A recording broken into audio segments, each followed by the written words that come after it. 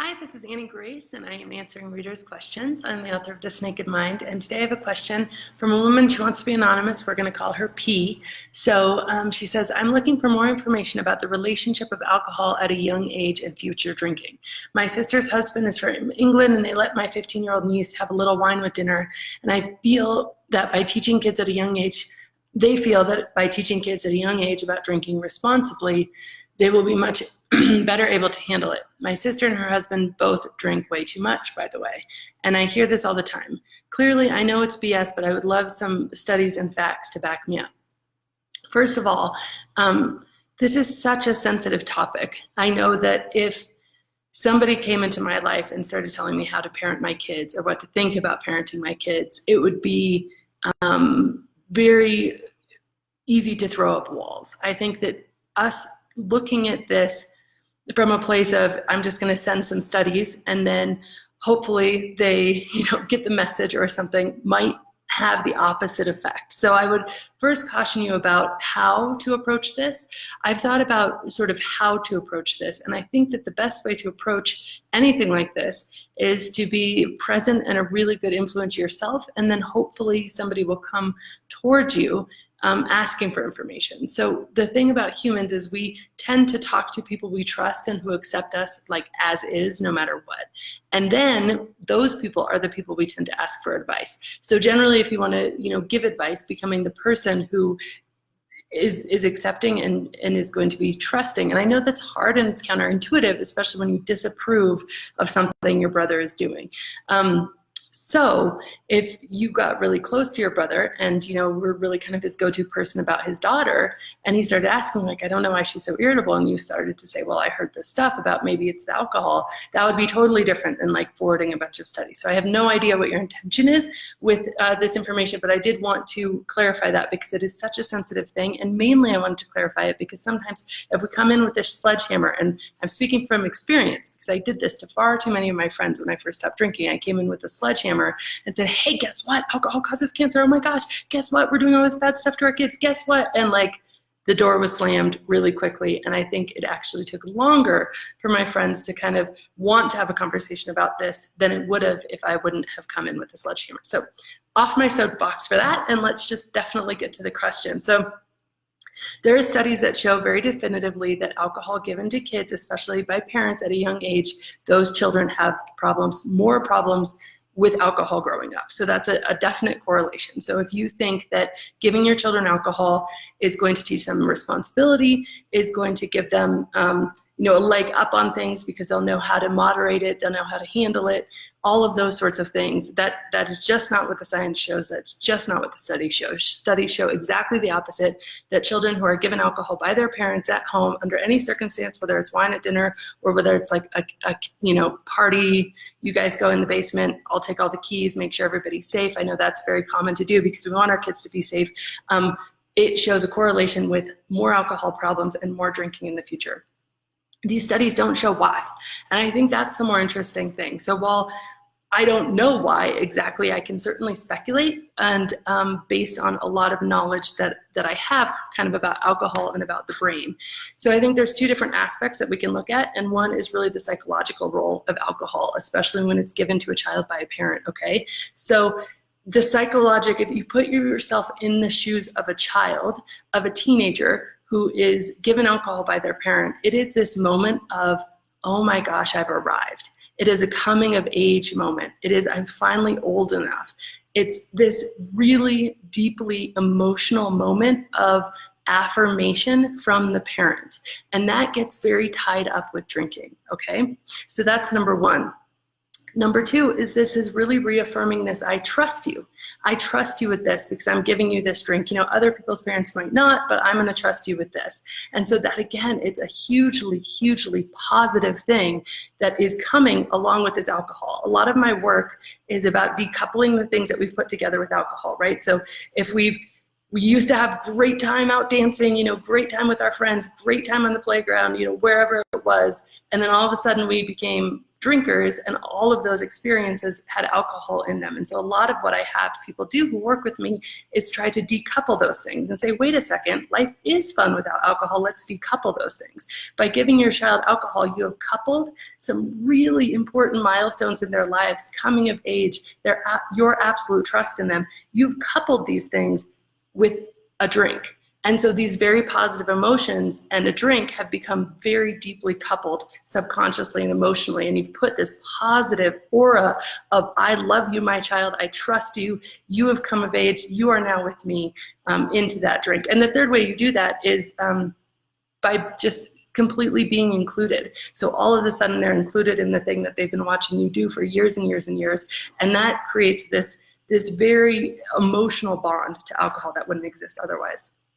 Now there's physical aspects as well, okay? So alcohol by its very nature causes us to build a tolerance. And we build more and more of a tolerance over time. And that can happen very slowly if you're not drinking a lot. But if you're drinking wine at dinner every night with your parents, all of a sudden that quarter of a glass of wine won't have any of the same effects. And you will very subconsciously and consciously notice those effects, the numbing effect, the slowing down of your thoughts, the brief euphoria and tipsiness. It does go away in about 20 minutes. But those things will be, very much happening in terms of building a tolerance for a child. Another thing that happens is that our sense of taste, we have to acquire a taste for this. And so that kind of short circuits it. You've really short circuited that. So by the time your child is leaving the house, they have a higher tolerance than they did, which means they will be needing to drink more to get the same effect that they got with you during that, half a glass of wine. It was all fuzzy evening. They're feeling part of the family. They're feeling very good being around you. They've arrived. They have this huge halo of positivity around alcohol, which by the way is an addictive substance that destroys millions of lives every single year.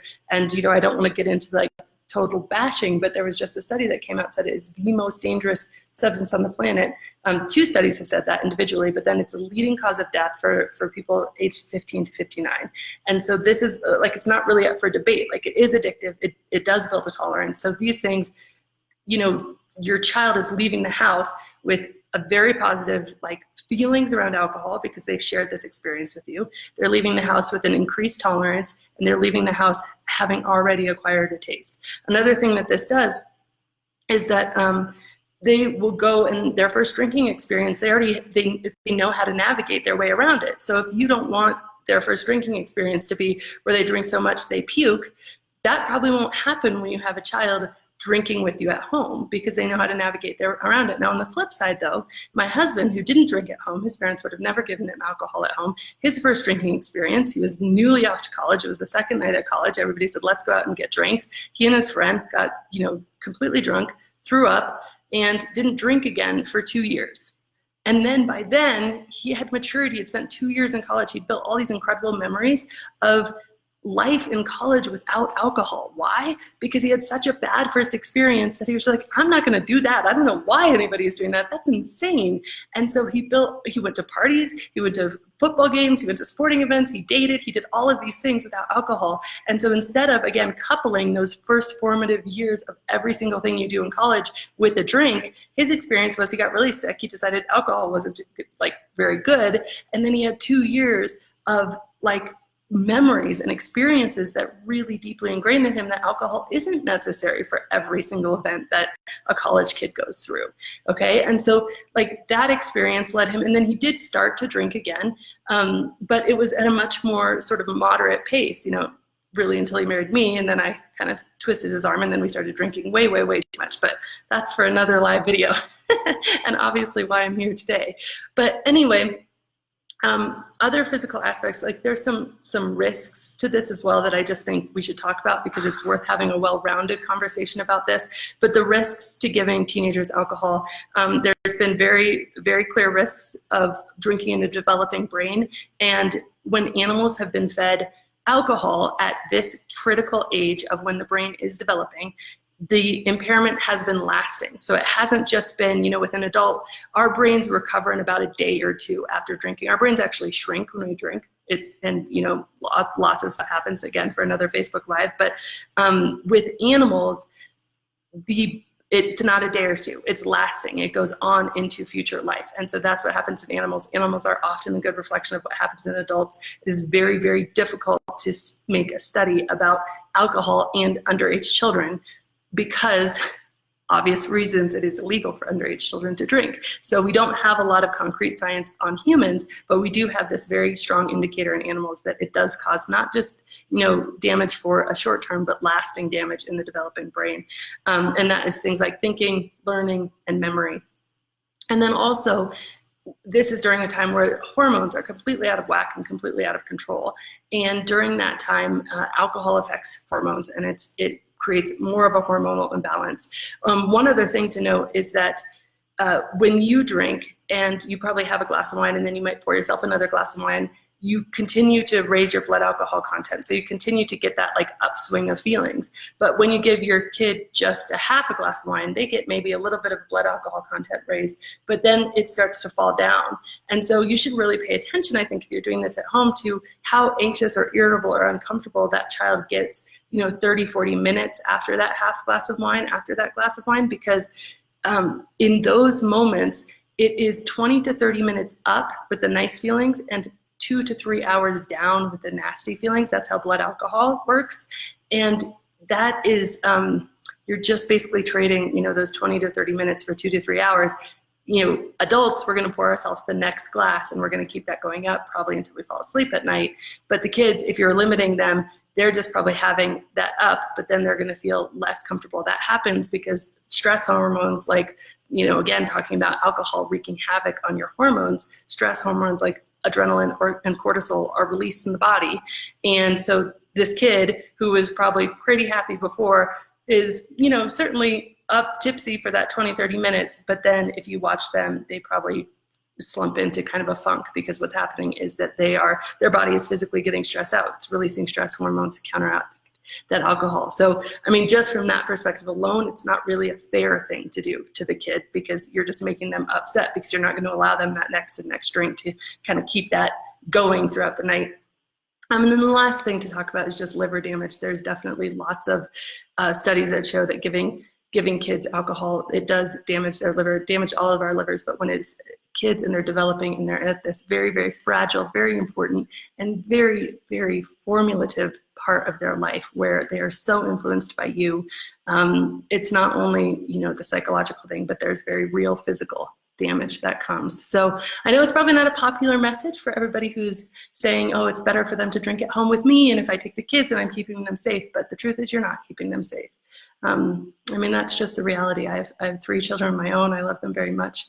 And I'm very, very thankful that I know this now, before when they're 9, 7. But even my 9-year-old, when I used to drink and he was 4, he told me he snuck sips of my beer. So just the reality is that when we are drinking something, when we say you can't have it, it becomes completely coveted from a child's perspective. And that really lasts. And then when you finally allow them to have it, the positive emotions around that become completely coupled with alcohol, and they take that forward out of your household. So now they're out of your household. They have all its positive feelings. They think alcohol is probably one of the greatest things on the planet, and they have an increased tolerance, and they have already an acquired taste. And that is definitely, I think, why these correlated studies show that kids who are given alcohol by their parents at home go on to have more alcohol problems in their lives. So anyways, excellent question. Thank you so much. I hope you have a wonderful day.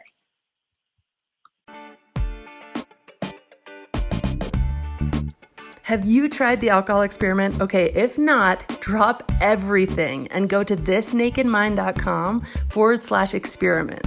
This free 30-day challenge is designed to interrupt your patterns and put you back in touch with the best version of you. You remember it was that version of you that's living your most joyful life, the version that doesn't need alcohol to relax or to have a good time and is having more fun than ever.